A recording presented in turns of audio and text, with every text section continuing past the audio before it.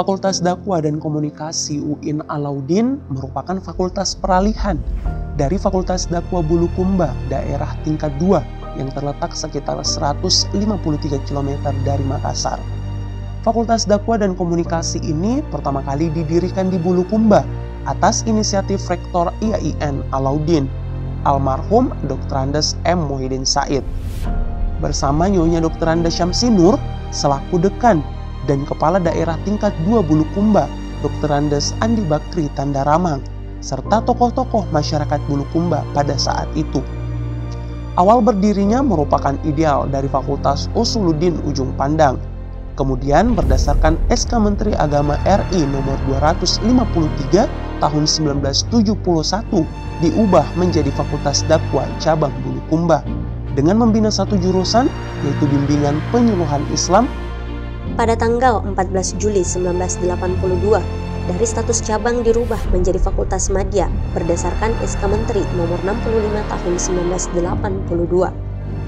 Satu tahun kemudian, tepatnya tanggal 20 September 1983, resmi dibuka tingkat rektoral oleh Rektor IAIN Alauddin berdasarkan SK Rektor nomor 31 1983 pada tanggal 10 September 1983.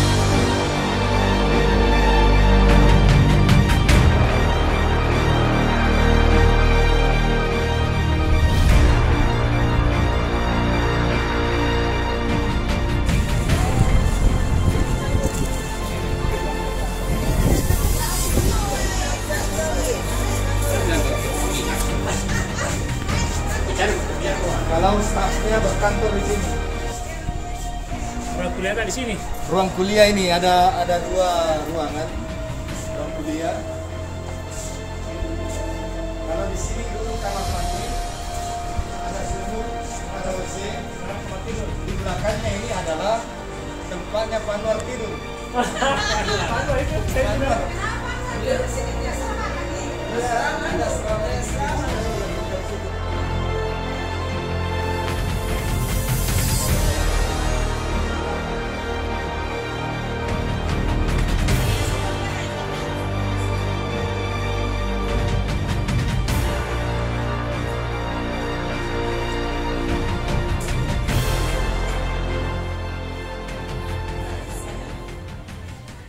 Selamat Milad Fakultas Dakwah dan Komunikasi. Selamat Milad Fakultas Dakwah dan Komunikasi.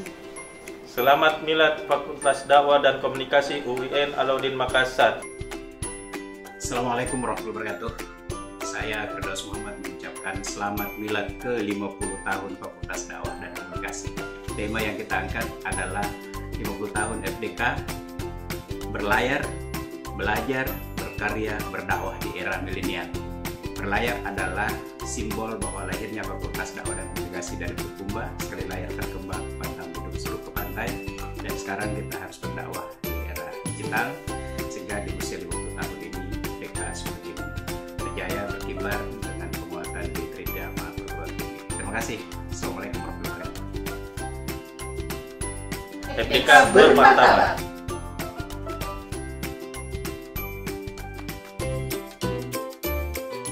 Satu-satunya kalau fakultas ini ya di dalam menghadapi era sekarang ini, saya kira Fakultas Dakwah ini punya peran dan harapan masa depan. Tentu saja ada tantangan-tantangan terutama berkaitan dengan barangkali Fakultas Dakwah dengan adanya penyiaran. Ya, di situ memegang peranan yang sangat penting bagi pengembangan Islam ke depan, ya.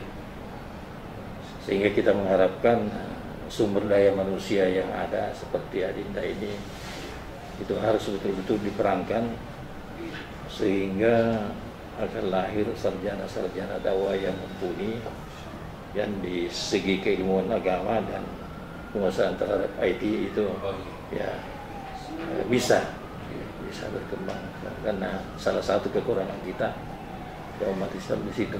Diharapkanlah Fakultas Dakwah ini mampu untuk menanggulangi kondisi-kondisi ini ya ke depan, apalagi dengan adanya penyuluh agama. yang sudah ditetapkan sebagai ASN itu yang dulunya hanya berada di bawah penerangan agama, ya dengan adanya penyuluh agama ini barangkali ini harus ditingkatkan kapasitas dan kualitasnya, sehingga sekali lagi Fakultas Dakwah di sini punya andil besar untuk sekaligus punya tantangan untuk bagaimana ya menanggulangi kondisi-kondisi yang berkaitan dengan ini. Dan 2024 itu adalah masa krisis Fakultas Dakwah. Krisisnya itu karena mahasiswanya tidak ada peminat, dan hampir seluruh peminat kepada fakultas di UI, di IAIN pada waktu itu sangat rendah. Malah ada jurusan itu diminati cuma 1 orang. Iya, di Fakultas Adab. Di Fakultas Dakwah juga begitu. Hampir semua jurusan tidak diminati. Yang paling tidak diminati itu jurusan pengembangan masyarakat Islam, PMI. Ya, itu yang paling tidak diminati. Mahasiswanya mungkin sekitar 4 jurusan itu ada beberapa orang, sehingga timbul kesangsi yang sedikit bagaimana memperbaiki ini Fakultas Dakwah supaya bisa berkembang mahasiswanya. Nah, itu yang waktu saya jadi dekan. Pak Dekan, bahwa sejahterakanlah seluruh lapisan, bukan hanya materi, tetapi sejahterakanlah luar dalam. Karena dunia ini bagaikan, saya punya motto, indah di atas badai. Karena dunia ini penuh dengan badai romantika. Jangan hilangkan badainya, tapi bagaimana Anda indah di atas tikungan-tikungan hidup, indah di atas gelombang-gelombang, indah di atas asmara-asmara yang menggoda, supaya ajaran-ajaran Islam ini bisa menjawab tantangan dan dilirik oleh seluruh pihak bahwa dakwah ajaran Islam lah yang paling kafah, paling menyejahterakan, dan mudah-mudahan kerjasama kita bangun, Kopik ini berlalu, mudah-mudahan penyelenggara negara sehat walafiat, utamanya orang-orang Kementerian Agama, lebih terkhusus di Universitas UIN Alauddin yang kita banggakan dan kita cintai. Sekarang itulah pada ide-ide saya singkat. Mudah-mudahan kita ini bekerja tulus, ikhlas, dan insya Allah kita dicintai oleh Allah Subhanahu wa Ta'ala. Kemudian setelah masa Pak 1 saya menggantikan beliau, ini barulah terasa muncul apa yang sudah kita kerja sebelumnya. Sudah banyak dari SMA Makassar, SMA dari Goa, termasuk di Takala, bukan hanya Goa saya, termasuk di Takala saya juga masuk sana.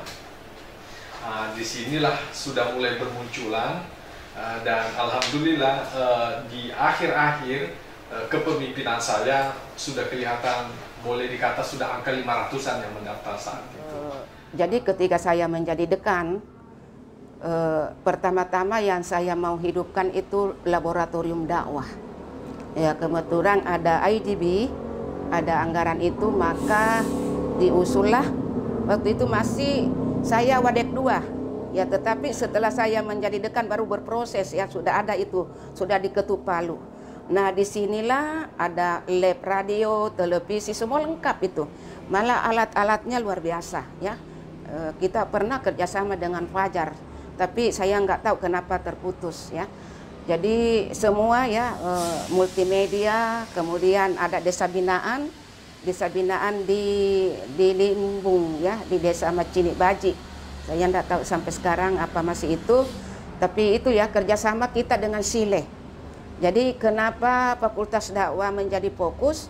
Karena memang di Sile itu memang pemberdayaan masyarakat. Dan memang ada program kita, tempat prakteknya latihan pidato, ceramah mahasiswa. Jadi kita tempatkan di situ.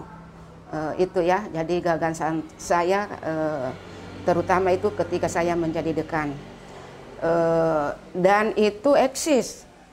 Memang saya tekankan kepada dosen yang pengampu mata kuliah praktikum, itu di kelas cuma paling banyak 3 kali, 2 kali lah, baru harus ke lapangan, ya. Terutama yang karena sudah terbuka jurnalistik, KPI, IKOM, ya semuanya. Apa? Semua ujung-ujungnya bagaimana Fakultas Dakwah ini bisa eksis dan terus diperhitungkan bukan hanya di kampus, tapi di luar kampus juga, ya. Terutama kreativitas menulis. Saya juga rajin biasa menulis per minggu dan sebagainya. Ya tentu kalau dilihat nama kita, namanya Pak Dekan Firdaus, nama saya biasanya ditahu bahwa itu dari UIN Alauddin dan itu dari Fakultas Dakwah. Biar kita jago. Kalau jago di dalam kandang saja, ya tidak eksis ke publik, orang tidak tahu. Dan itu penting sekarang. Karena ini dunia digital sekarang ini, dunia teknologi informasi, ya haruslah kita beradaptasi main di sekitar itu. Dan yang terakhir menurut saya, kita harus menangkap peluang, ya, kebijakan dari Kementerian Mas Nadiem Makarim bahwa kampus merdeka, merdeka belajar dan merdeka dalam berkreasi. Jadi memang ke depan ini Fakultas Dakwah dan Komunikasi UIN Alauddin Makassar sudah waktunya dia harus menyesuaikan dengan perguruan tinggi lain. Ya, kita juga bisa seperti itu sebenarnya, bagaimana menghadirkan kampus yang merdeka. Jadi tidak hanya fokus kepada jurusannya. Kalau misalnya dia ada jurusan PMI misalnya atau jurusan komunikasi, janganlah dia betul-betul menekuni di situ, tapi multi interdisipliner. Harus dia menguasai banyak hal. Jadi menurut Mas Nadiem Makarim itu, seorang mahasiswa sekarang tidak boleh ahli hanya satu saja, harus banyak ahlinya. Malah kalau dia punya talenta bisnis, ya kasihlah peluang-peluang dia untuk menjadi wirausaha yang sukses. Jadi malah biasanya, maaf, mahasiswa yang indeks prestasinya kurang-kurang mantap di fakultas, ketika dia ke masyarakat, malah dia lebih pintar menyesuaikan diri. Itu karena dia sudah sangat dinamis ketika dia kuliah, daripada dia mengejar indeks prestasi saja. Banyak yang cerdas di bangku, ya, di kelas, ketika di luar dia tidak bisa beradaptasi, malah dia menjadi karyawan daripada orang yang IP-nya rendah itu. Dan itu banyak kejadian-kejadian seperti itu. Jadi mungkin memang kecerdasan intelektual dibutuhkan, tapi kecerdasan emosional, ya, kecerdasan sosial, membuat jejaring pergaulan yang luas, itulah yang akan didorong anak-anak kita, dan Fakultas Dakwah ini terus tumbuh dan berkembang.